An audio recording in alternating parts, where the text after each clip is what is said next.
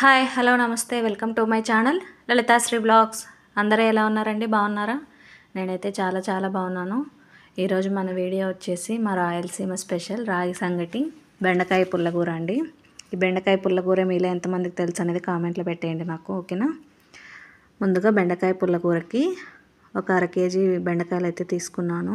2 పెద్ద సైజు టమాటాలు, 2 ఆనియన్లు, రుచికి సరిపడా పచ్చిమిరపకాయలు. నేనైతే పిల్లల కోసం చేస్తున్నాను కాబట్టి కొంచెం పచ్చిమిరపకాయలు తక్కువ వేస్తున్నాను. నా వీడియోలు ఫస్ట్ నుంచి ఫాలో అయ్యే వాళ్ళకి తెలుస్తుంది నేను ప్రతిదీ పిల్లల కోసం చేస్తానని. మీరు మాత్రం మీ రుచికి సరిపడా వేసుకోండి పచ్చిమిర్చి అనేవి. ముందైతే కాడలన్నీ తీసేసి చిన్న ముక్కలుగా కట్ చేసుకొని పచ్చిమిర్చి ఒక గిన్నెలోకి అయితే వేసుకుంటున్నాను. చూస్తున్నారు కదా, మరీ పెద్దగా కాకుండా మరీ చిన్నగా కాకుండా కొంచెం మీడియం సైజ్ అయితే కట్ చేసుకుంటే తర్వాత ఎనిపేటప్పుడు ఈజీగా ఉంటుందన్నమాట. తర్వాత ఆనియన్స్ తొక్క తీసేసి వీడియోలో చూపిస్తున్నట్టు 4 ముక్కలుగా చిన్న ముక్కలుగా కట్ చేసుకొని అవి కూడా అందులో వేసేసుకుంటున్నాను. తర్వాత టమాటాలు బాగా కడిగేసి ఆ పైన ఉన్న ఇది కట్ చేసేసి దాన్ని కూడా 4 ముక్కలుగా కట్ చేసుకొని వేసుకుంటున్నాను. ముందుగా పచ్చిమిర్చి ఆనియన్స్ వేసుకుంటే కింద అడుగున ఏంటంటే కొంచెం అవి వేగడానికి టైం పడుతుంది కాబట్టి బాగా వేగుతాయండి. టమాటాలు అవి వేసామంటే మాడిపోతాయి అన్నమాట. కొంచెం పైన టమాటాలు వేస్తే ఈజీగా మగ్గిపోతాయి. చూస్తున్నారు కదా, అవి కూడా గిన్నెలోకి వేసేసి టమాటాలు కూడా బెండకాయలను అయితే బాగా 2-3 సార్లు బాగా కడిగేసి వీడియోలో చూపిస్తున్నట్టు చిన్న ముక్కలుగా కట్ చేసుకోవాలండి. మరీ పెద్దగా కాకుండా మరీ చిన్నగా కాకుండా కట్ చేసుకోండి. అలాగే మిగిలిన బెండకాయలు మొత్తం వీడియోలో చూపిస్తున్నట్టు కట్ చేసి పక్కన పెట్టేసుకోవాలి. చూస్తున్నారు కదా, అలా మిగిలిన బెండకాయలు మొత్తం కట్ చేసుకొని అదే గిన్నెలో వేసేసుకున్నాను. కట్ చేసుకునేది మొత్తం అయిపోయిన తర్వాత ఇప్పుడు ఒక 1/2 స్పూన్ పసుపు, కొద్దిగా చింతపండు వేసుకోవాలండి. రుచికి సరిపడా వేసుకోండి. పులుపు ఎక్కువగా ఇష్టపడే వాళ్ళు కొంచెం ఎక్కువ వేసుకోండి. పులుపు అసలు తినము అనుకునే వాళ్ళు టమాటాలు వేశారు కదా, అవే సరిపోతుంది, చింతపండు అవసరం లేదు. తర్వాత ఒక టీ గ్లాస్ వాటర్ పోసేసి, ఎక్కువ అవసరం లేదు, టీ గ్లాసే పోసాను. చూసారు కదా, స్టవ్ ఆన్ చేసి స్టవ్ పైన గిన్నె పెట్టుకొని మూత పెట్టేసి ఒక 5 నుంచి 10 నిమిషాల పాటు మగ్గనివ్వాలి. తర్వాత మూత తీసేసి కొంచెం కలుపుకోవాలండి. చూసారా, వాటర్ మొత్తం పైకి వచ్చేసాయి. ఆ వాటర్ మొత్తం పోయేంత వరకు బాగా మగ్గించుకోవాలన్నమాట. నేనైతే నూనె వేయలేదు, ఇంకా ఏం వేయలేదండి, తర్వాత మళ్ళీ పోపేస్తానమాట. ఆ వాటర్ మొత్తం పోయేంత వరకు బాగా మగ్గించుకోవాలి బెండకాయలు. చూసారా, ఆల్మోస్ట్ వాటర్ అయితే మొత్తం పోయాయి, వాటర్ అయితే లేవన్నమాట. ఇప్పుడు స్టవ్ ఆపేసేసి పక్కకు తీసుకోవాలి గిన్నె. బెండకాయలు కూడా బాగా మగ్గాయండి, చూడండి, టమాటా ఆనియన్ అన్నీ బాగా మగ్గాయి. స్టవ్ ఆపేసేసి గిన్నె పక్కకు తీసుకొని కొంచెం చల్లారిన తర్వాత ఇందులో రుచికి సరిపడా ఉప్పు వేసుకొని, ఉప్పు అయితే కొంచెం చూసుకొని వేసుకోండి, మళ్ళీ సంగటిలో వేస్తాం కాబట్టి మళ్ళీ ఉప్పు ఎక్కువైపోతుంది కాబట్టి చూసుకొని మీ రుచికి సరిపడా మీరు వేసుకోండి. ఉప్పు వేసుకొని పప్పు గుత్తి తీసుకొని బాగా ఎనిపేసుకోవాలి. పచ్చిమిర్చి టమాటా ఆనియన్ అంతా బాగా స్మాష్ అయ్యేటట్టు బాగా ఎనుపుకోవాలన్నమాట. అలా ఎనిపేసి పక్కన పెట్టేసుకొని ఇప్పుడు స్టవ్ ఆన్ చేసుకొని స్టవ్ పైన ఒక చిన్న కడాయి పెట్టుకొని ఒక 3 గంటలు అయితే నూనె వేసుకుంటున్నాను. కొంచెం నూనె ఎక్కువ వేసుకుంటే ఏంటంటే టేస్ట్ బాగుంటుందండి. తక్కువగా కావాలనుకునే వాళ్ళు కొంచెం తక్కువ వేసుకోండి.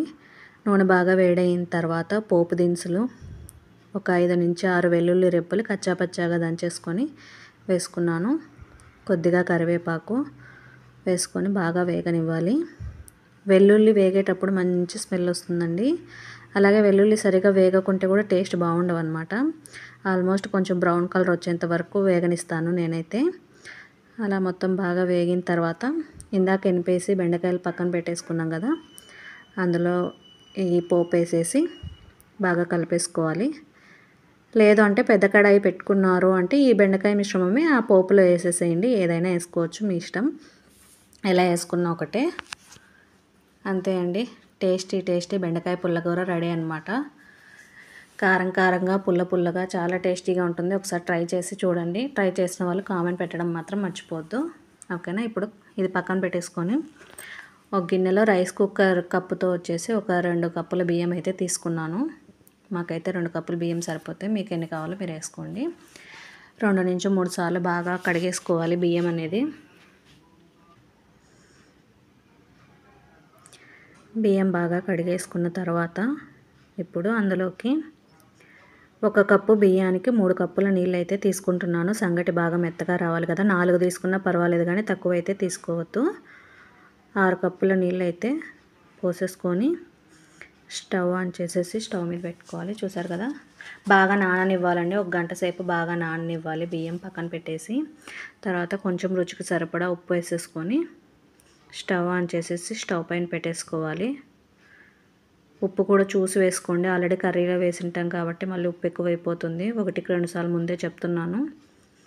బియ్యం మొత్తం బాగా ఉడకాలండి, మెత్తగా అయిపోవాలన్నమాట, బెల్లం అన్నంకి చేసినట్టు. చూస్తున్నారా, దగ్గరికి అయ్యే కొద్దీ అలా అయిపోతుంది. అలా కొంచెం దగ్గరికి అయిన తర్వాత నేనైతే పప్పుగుత్తి తీసుకొని పప్పుగుత్తితో ఎనిపేస్తానండి మెత్తగా. చూస్తున్నారు కదా, అలా కొద్దిగా దగ్గర పడే కొద్దీ పప్పుగుత్తి తీసుకొని బాగా ఎనిపేసారంటే చాలా మెత్తగా అయిపోతుంది. టెన్షన్ పడాల్సిన అవసరం ఏం లేదు. నెలల పిల్లలకైనా పెట్టే విధంగా ఉంటుందండి, అంత మెత్తగా అవుతుంది.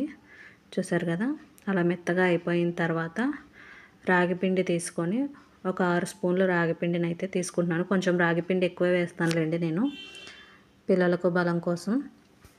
మీకు ఎంత కావాలి అనేది మీరు చూసుకొని వేసుకోండి. సంగటి కొంచెం గట్టిగా వద్దు, కొంచెం లూజ్గా కావాలి చిన్నపిల్లలకి, నెలల పిల్లలకి అంటే కొంచెం వాటర్ ఉన్నప్పుడే రాగిపిండి వేసేసుకొని కలిపేసుకోండి, లేదంటే గట్టిగా అయిపోతుంది పిండి. రాగిపిండి వేసేసి 2 నుంచి 3 నిమిషాల పాటు మూత పెట్టి మగ్గనివ్వాలండి. మగ్గిన తర్వాత స్టవ్ ఆపేసి పక్కకు తీసుకొని పప్పుగుత్తితో ఎక్కడా కూడా ఉండలు లేకుండా రాగిపిండి మొత్తం అందులో కలిసిపోయేలాగా బాగా కలుపుకోవాలి. కొంచెం టైం పడుతుంది, ఒక 5 నిమిషాలు అయినా పర్లేదు, బాగా కలుపుకోండి. ఓకేనా, ఎక్కడ తెల్లగా కనపడకుండా ఉండలు లేకుండా మొత్తం బాగా మెత్తగా మిక్స్ చేసేసుకోవాలి. చూస్తున్నారు కదా, రాగి సంగటి అయితే రెడీ అయిపోయినట్టే. ఇప్పుడు ఇక్కడ మీకు చిన్న చిట్కా చెప్తాను. రాగి సంగటి అయిపోయిన తర్వాత దాన్ని ఉండలాగా చేయడానికి, రాగి ముద్దలాగా చేయడానికి చెయ్యి తడి చేసుకొని చేతులు కాల్చుకుంటూ ఉంటారు కదా, అదంతా ఏం అవసరం లేకుండా ఒక చిన్న డబ్బా కానీ, క్యారియర్ బాక్స్ కానీ, టిఫిన్ కానీ ఏదైనా ఉందంటే మీ ఇంట్లో అది తీసేసుకొని మీకు ఏ సైజు ముద్ద, రాగి ముద్ద కావాలి అనుకుంటారో అంత సంగటి తీసుకొని ఆ డబ్బాలో వేసుకోండి. నేనైతే కొంచెం మీడియం సైజు ముద్ద అయితే చేస్తున్నాను అనమాట. మనకు కావాల్సినంత ముద్ద తీసుకొని డబ్బా బాగా టైట్గా క్లోజ్ చేసేసి అటు ఇటు ఊపుకోవాలండి. బాగా గట్టిగా క్లోజ్ చేయాలి. ఒక 1/2 నిమిషం పాటు అలా ఊపేసామంటే కనుక ముద్ద రెడీ అయిపోతుంది. చూడ్డానికి వీడియోలో గట్టిగా ఉంది అనుకుంటున్నారేమో, మళ్ళీ నెయ్యి కలుపుకొని కూరతో తింటూ ఉన్నామంటే టేస్ట్ చాలా సూపర్గా ఉంటుందన్నమాట. చూసారు కదా, ముద్ద రెడీ అయిపోయింది. చేతులు కాల్చుకోవాల్సిన అవసరం లేదు, తడి చేసుకోవాల్సిన అవసరం కూడా లేదు. ఓకేనా, రాగి ముద్ద రెడీ అయిపోయింది. అలా ఒక ప్లేట్లోకి తీసుకొని మధ్యలో ఒక చిన్న హోల్ లాగా చేసుకొని అందులో నెయ్యి వేసుకున్నామంటే టేస్టీ రాగి ముద్ద రెడీ అండి. చాలా హెల్తీ, పిల్లలకి వారానికి 2 సార్లు అయినా చేసి పెట్టండి. ఓకేనా, మీలో ఎంతమందికి ఈ రెసిపీ తెలుసు అనేది కామెంట్లో పెట్టడం మాత్రం మర్చిపోవద్దు. అలా నెయ్యి వేసేసుకొని కర్రీతో సర్వ్ చేసుకొని తిన్నామంటే సూపర్ టేస్టీగా ఉంటుందంతే. మీలో ఎవరైనా ఈ రెసిపీ ట్రై చేస్తే కామెంట్లో పెట్టండి. అలాగే మీలో ఎంతమందికి ఈ రెసిపీ తెలుసు అనేది కూడా కామెంట్లో పెట్టండి. బెండకాయతో ఇలా పుల్లగూర చేయొచ్చు అనేది కూడా ఎంతమందికి తెలుసు అనేది కామెంట్ పెట్టేసేయండి. ఓకేనా, అది మరి వాటి వీడియో. ఈ వీడియో మీకు నచ్చినట్టయితే please like, share and subscribe. నేను మీ లలితాశ్రీ బ్లాగ్స్.